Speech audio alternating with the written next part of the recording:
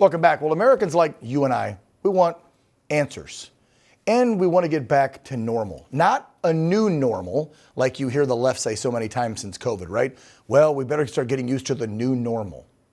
Why? No. We want to rid this nation of the constant fear-mongering by, yes, some in charge in politics, and by the mainstream media who loves it. Who, the only reason that I can figure out that they're still trying to scare people over COVID or anything they scare people about, it's for ratings. And trust me, I've been doing this almost 30 years. It's about ratings. It's all they care. Now, we're trying to stop tyrants from continuing to force the jab onto millions of Americans. It's still happening, folks. You still have employers doing it. The military's still doing it. Just because a judge stopped Biden from doing federal employees and the airlines kind of got off the hook for a hot second, don't think this is over. They're still doing it, and it can return. And don't forget, they just approved the jab for kids like 5 years old and up. And how could they do that? This is every month we're learning more and more, thanks to the monthly Pfizer dump of documents, we're learning more about the side effects that thousands upon thousands of people experienced because of taking the vaccine. And that's just from one maker. That's just from Pfizer. In fact, listen to this. An American Airlines pilot named Robert Snow says he went into cardiac arrest. Why? He says it was believed directly related to taking the Johnson & Johnson vaccine. The pilot, who has over 30 years of commercial flight experience, 7 years in the Air Force, went into cardiac arrest back in April when he was flying a commercial flight from Denver to Dallas. Snow says that he wasn't planning on ever getting vaccinated, but that he was forced to do so back in November so he could keep his job, of course. That's not the first case we've heard, is it? And speaking of the vaccine and the airline industry, on behalf of U.S. Freedom Flyers and Atlas employees, the John Pierce law firm is now suing 18 airlines, the Federal Aviation Administration, and also the Department of Transportation over these forced vaccines. The lawsuit was filed in the Southern District of Florida court. That's a good state to start in. Over 100 plaintiffs claim that these agencies have violated their constitutional, medical, and religious rights. If you recall, last year, Biden, of course, with help from Dr. Fauci and the rest of these liars, from the CDC to the FDA to the you name it, forced airline employees all to take the jab or be fired. As we told you earlier this week, we need to keep in mind that right now, and I know there's a lot that's been going on, folks, this week, but we've got to keep in mind that since last Sunday through this weekend is the 75th annual World Health Assembly. It's taking place in Geneva, Switzerland right now as we speak. And as we reported to you, the WHO is discussing the possibility of a global pandemic treaty, which would be horrific, not only for the U.S., for the world. This would grant the WHO total control over response of a global pandemic. So let's say this monkeypox thing, they decide, let's make that a plandemic. And the WHO could gain control. You wouldn't want that. But there's some good news to report to you on this Friday. Breitbart is reporting, and again, I haven't confirmed this, they say they have, but they're saying it will be unlikely that the treaty will be passed. Some good news. However, the Biden regime are still going to push for it. There's other amendments on the table at this, so it may not be the full treaty where that guy, Tedros, and the WHO get total control, but they're pushing for this. That means they would dictate. Not to mention, they could declare what a pandemic or epidemic is, and then they could try to impose lockdowns, mandates, sanctions. What if the WHO says, America's got a gun violence epidemic and we're going to sanction them? So all countries of the world sanction America until they take all the guns. Sound crazy? Maybe. But that's what they were writing in their treaty, that they would have that kind of power. Back in January, Biden proposed amendments to the international health regulations. These amendments are much easier to implement than a global treaty. So you see, they always have a backup plan to stay in power and keep control. One of the amendments proposed, that the WHOs and the member states must share available information on public health threats within a 48-hour period should there be a public health emergency. That'd have been nice if China did that with COVID, right? Or maybe they didn't because it was all planned. Now, there are nations actually fighting back. They don't think that a global pandemic treaty with the WHO is the right way to go. And I hope to God what Breitbart is reporting is factual and this treaty goes away. But keep an eye on what the Biden regime does. Another major globalist event that's taking place in Switzerland as we speak is the World Economic Forum. And in an odd admission, this is a weird one, Moderna's CEO, I think his name is Stefan Bankel, I don't know if I pronounced it right, I really don't care. Anyway, he's a multimillionaire, globalist, big pharma guy. So while he's there, he says, civilians around the world don't want to take the vaccine. No kidding. Watch this.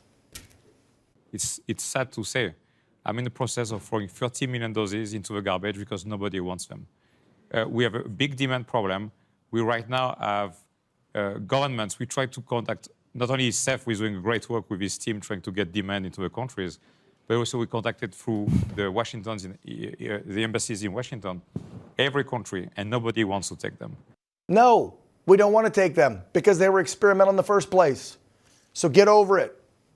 You'll make billions elsewhere.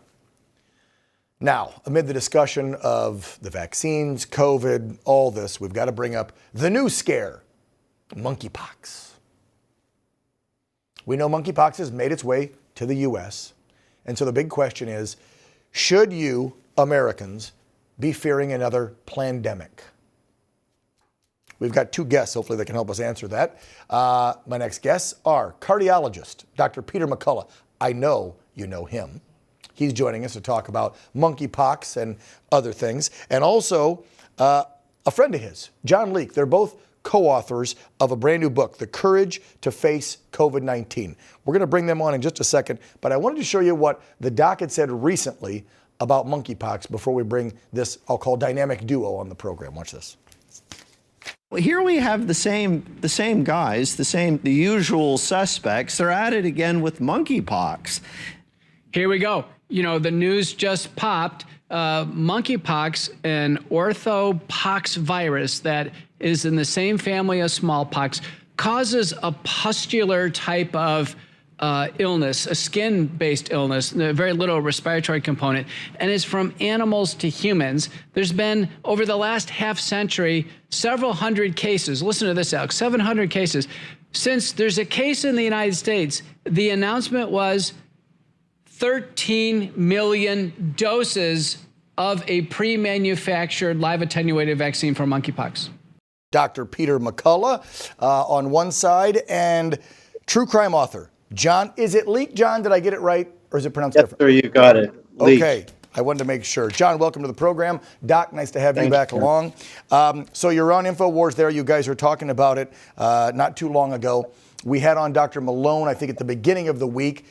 He feels the same way I believe you two do, that Americans should not be freaked out, not worried about monkeypox. He gave us some background and origin because, of course, all of the wacko liberals are coming out of the woodwork and screaming you can't call it monkeypox and you can't talk about where it came from right now because I guess that's racist and homophobic. But anyway, we know where it derived from. We know where it got its name. We know there's a handful of cases now on the East Coast and out here in California. So, Doc, your professional medical opinion, should Americans be freaked out about monkeypox? No, they definitely should not, Dan. Okay. Every year there are dozens, sometimes even hundreds of cases of monkeypox worldwide. It first was described in animals in 1958 and then in humans in 1970. We had a breakout in the United States in 2003, 70 suspected cases, about 4 dozen or so confirmed cases. They were all just treated with supportive care. There were no deaths. In Dallas, Dan, there was a case last summer. A man from Africa came, he went to Atlanta, then Dallas. He had many, many contacts. Ultimately, they put him in the hospital in Dallas, I think mainly for contagion control. They treated him with an FDA-approved drug called Ticomat or Ticovirimax. It works fine. He did perfectly fine. They checked all of his contacts. He had contacts with dozens and dozens of contacts. He didn't spread it to anybody. The point is, it doesn't spread very readily from human to human. And so I think at this point in time, there's no reason for alarm. We have treatments. The Ticovirimat is both available orally and IV. There is a live attenuated vaccine by a company called Jynneos.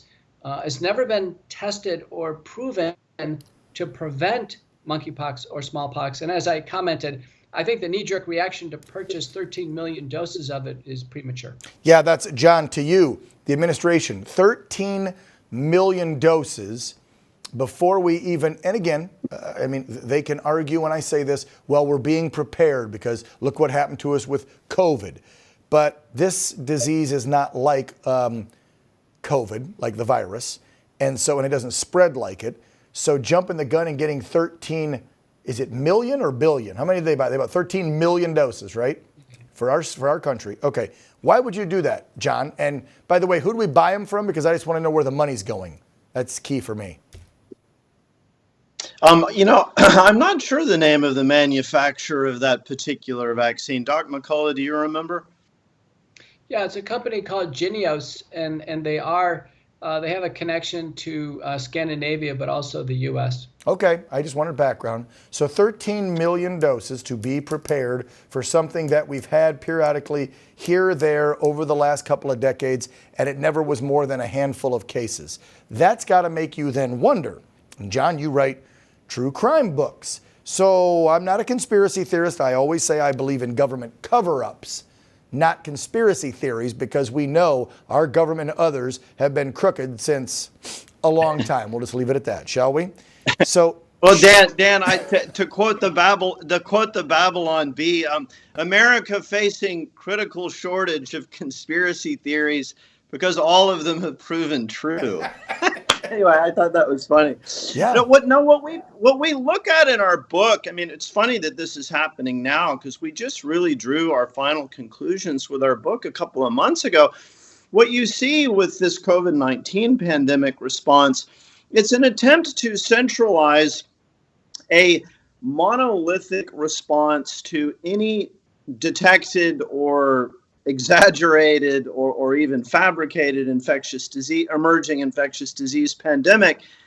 And the racket is the assertion only a vaccine is the solution to this. It's, if you look at for example, CEPI, it's a organization that was founded by the Bill and Melinda Gates Foundation and the World Economic Forum in 2017. Go figure. CEPI actually released a business plan for the next pandemic.